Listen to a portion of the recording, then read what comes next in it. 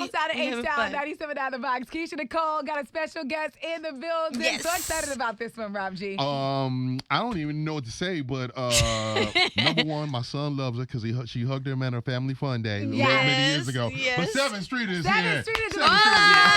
Hi, guys. What's up? I've been watching Sevyn Streeter for so long, man. I remember her being in TG4, B2K's female group, and I'm from Cali, so I would always be at City Walk, probably looking for B2K. But I would run into TG4 all the time, and Sevyn Streeter was part of TG4, and I would be so hyped to see them out there. What is City Walk? Well, City Walk is like, okay, you know Universal Studios? Okay. They have like a City Walk, and like we used to, like me and my old group, food, movie theaters. Yeah. Back then, it was like a lot of cute boys would go there. Would go so there. You would go there like whatever. So we go there like every weekend, and it was like we were teasing off Mike because there was like this guy there who looked just like Tupac, and he was like in a wheelchair. So we just thought, oh, that's Tupac. You know, he just got shot, but that's the real Tupac. Listen, we was sure.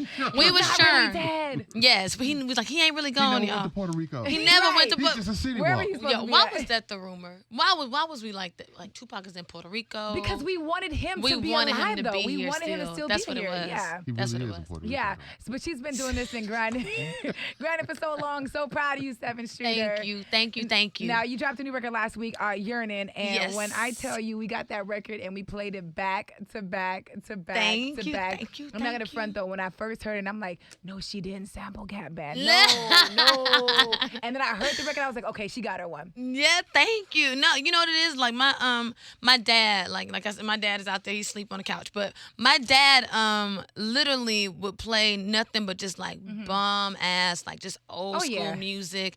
Like, I mean, that was our thing. He would get off from work because he worked for the post office. He retired from the post office. And he would get off from work and put this big camcorder, you know, back in the day, they was like huge. Yeah. Sitting on his shoulder while he was still in his work uniform, because that was our thing. He would come home and that was the first thing he would do. And I would come downstairs in my mama's clothes and like lip sync to all of the oldies and like all. So it's like there's this love and like this respect that I have for just like how talented, you know, people from that generation. It's a different level of talent. It's timeless, too. People used to have art classes. That's why. Yeah, you know. Ain't no more art classes now. I know it's like certain things that you don't. I think we took for granted even in at our age, but the things that my parents like grew up on, like it's so different in terms of like music and things like that. But you know, I love the Gap Band, and I don't know nobody else who don't love the Gap Band. Was it hard to get that clearance from Uncle Charlie and them? No, it was not hard. I mean, you know, they took a nice little chunk, but they deserved that chunk. I didn't care if they wanted to take the whole pie, truth be told. I just knew that sample was needed in that record. And I've always been like that with songs. Like, people know I've always, like, you know, messed around with samples a lot. And I always just feel like if it makes a song better, then, you know, it's all about what makes the song the best. Yeah. So I didn't care. And I was just happy that they were gracious enough. Because some of, you know, our greats, they don't play that about you sampling this stuff. And they won't let you do it. They won't let you do it at all. No. And so, you know, I loved him for that. And my producer, my friend KP, he played and he was like, yo. No, first he played and I was like, yo. Yeah. And that night it was just a lot of Hennessy in the studio. You know. This song, it seemed like you had something to get off your chest. I definitely had a lot to get off my chest. I mean, I feel like over like the last year and a half, I've definitely had a lot to get off my chest. It's a lot of you gonna bleep me out? Yeah. Okay. It's a lot of niggas that I had to like really like, you know, not necessarily prove myself to, but I had to like remind them of some shit because I think that they forgot. And you know, I've never been one. I'm always appreciative for the fact that I'm able, you know, to be a singer-songwriter. I don't take that lightly at all. People don't understand. It's not easy to go lock yourself in a studio. For me, it's from, you know, 2 p.m., 3 p.m. to 6 a.m., 7 a.m., and to like bang your head against the wall and make sure that you come up with line for line and make sure that it makes sense, that the melodies are right, that the concept is right, that people can understand what you're talking about, I take it so like seriously, and I respect that craft. And for me with this record Yernin, I feel like it's a lot of things, and it's an attitude with this record that I really, really, really needed niggas to understand. But like, are you, when you saying niggas, you're not talking about just men? You're talking about people in the game. I'm not just talking about people, men. Yeah, no. People in general. It's people. I call them non-believers. Whether you were, a ex in the past that just, maybe you got a little too comfortable, and it's not just for me. It's for everybody. Yeah. Whether it's an ex in the past that got a little bit too comfortable and forgot how great you were. Whether it was some people that you worked with in the past, or that I worked with in the past who forgot how great I was, or what you did for them, and what you did for them, in their career, and or whether it was, anything. Right. Here's the question: Yeah. Did anybody call you up in their feelings after they heard the record and they felt like it was directed toward them? You know what the crazy thing is? No, I've had people, because like I've been working on I've been really quiet for a reason, because I just like kind of go into my own little shell when I'm creating. But I my album is like 75%, 80% done. I purposely did it that way. I wanted to create first, create visuals, create the project. So you have visuals done? Yeah. Like I have videos for I have a video for Yernin actually, but Nikki's is gonna get on the feature, so Wait, I wanna do a new one. Wait, what did you just say? Yeah, Nikki's gonna get on the feature. She's been very busy promoting Queen. Shout out to Queen. But so I think I really want to shoot a new one. Sevyn Streeter in the building right now. But no, to answer your question, there are people that I reached out to. I was just telling my boy that before we got on, that I reached out to in like May and was like, yo, I got these records, I got this project, and the shit is fire. Like, I'm just letting you know, like, what you trying. And when I tell you, like, I've learned so much about myself and about people this year. Like, people, when they can't see the light at the end of your tunnel, like when they can't see it, they will turn around and walk the other way. And in times like that, it make you question, like, well, damn, is there a light at the end of my tunnel? And even if you don't see it, you better keep walking down that tunnel in the dark, because the light will show up. And for me, and they're gonna show up. and that's all that literally that's been me and God's conversation. I don't mean to preach to y'all, that's been me and God's conversation for like the last year. Is him just saying, just keep working. You know what that is, though? Just keep working. Just keep working. Here's part of God's plan in that, though. Those people that don't see the light, this is the purge. This is to get them out. This is the prune people out of your situation. I can show you a whole list full of text messages from people who I reached out to months ago, and they've called me a trillion times now and texted me a trillion times now, and the record's this and this is that, and I'm like, but I was really trying to get at you. I tried to come to you with these same records like a couple months ago, and that's why. And the thing at the end of the day, what I've also learned, and it's been a whole journey for me, is that I've learned that people don't owe you anything.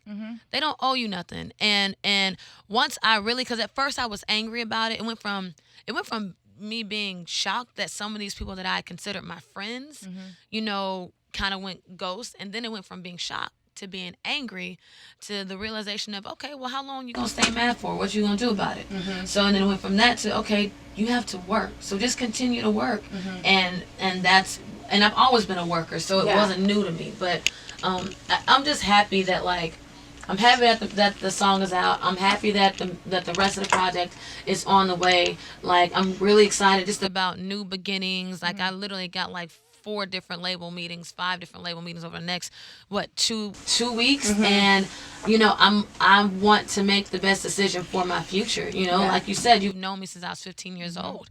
I've been in a record deal since I was 15 years old, at a label since I was 15. Yeah, it's half of my life. And so, here I am, like, at this space in my life where I feel my most creative, and I just want to make the best decisions for my life. Yeah, speaking of making decisions, I know, like, in the past, we've seen you on social media with relationships and, kind of living your life out loud. Are you choosing not to do that now? Are you in a relationship? Are you keeping everything wrapped up? Did you learn anything from that?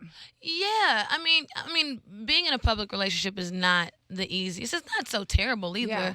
It just depends on what type of headaches you choose to deal with. You know what I mean? We were just talking about that. Yeah. With that new Jacquees record, I'd rather be with you and all your bullshit. Right, exactly. I love that record. But it's just like, it just public relationships are fine if that's how you want to do it. And I've done it before in the past, and it's ups and it's downs. But me now at this space in my life, like, I'm in a relationship, and I'm like, so freaking happy, and we've been together since January, February. Okay. And, you know, nobody knows his name. Nobody knows who he is, what he does, like where he lives, and that is perfectly fine with me. My mama know him. My daddy know him. They love him. His parents know me. Our families have been together all summer long, and it was beautiful and amazing, and we're in love, and he's amazing. So I love it. But at the end of the day, it's like, they ain't nobody goddamn business. That's nobody business. Yeah, like, that's between me and song. ain't none of your friends' business, you know. But no, just happy. I'm really, really, really happy, and I feel very free, and like, you know, yeah. So you talked about Nicki jumping on the remix of Yernin. Are we gonna get anybody else, any other features on that album?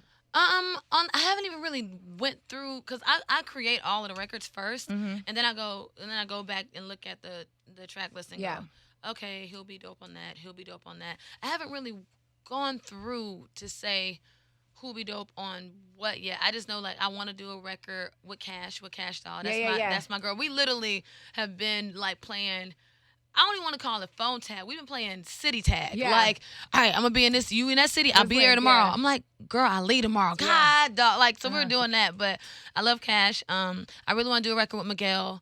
You know, Ty Dolla and Jeremiah are always my boys. And, like, I feel like I've been working with them for so many years now. I'm pretty sure I'm going to want them on an album again. I want to do a record with a bunch of females. You know, I don't know if it's going to be, you know, me, Tiana, Kaylani, SZA, like, you know, like Dreezy. Like, that's like a crazy tour. I want to be down 2018. I just love, because I just feel like there's so many females is out here killing right now. Isn't that so dope, though? Because for a long time, it feels like the 90s again. For a long, you got the LMAs and you got the hers. LMAs and hers. Like, you got so many. But on the R&B tip, because for a minute on urban radio, we wasn't hearing no R&B records like that. Yeah. And it just feels good to, like, it's like so many different flavors of, like, voices and experiences and stories. And I just think that's like, I think it's amazing. I really want a record with just all girls. Yeah. And it just to be fun. So I don't know. I've been saying lately, I was like, maybe after like the Nicki remix, maybe I'll do like a she mix to Yernin and just have all the girls, just everybody put a verse on it. I can imagine all the harmonies. I think that'd be so fly. The harmonies. And like, I don't know, Street Team, y'all want a she mix? Like, you can get a she mix to Yernin. That might be kind of cool. And the hearts go flying. That would be Sevyn Streeter dope. in the building right now. We got more coming up on the way with her right here on the BOX.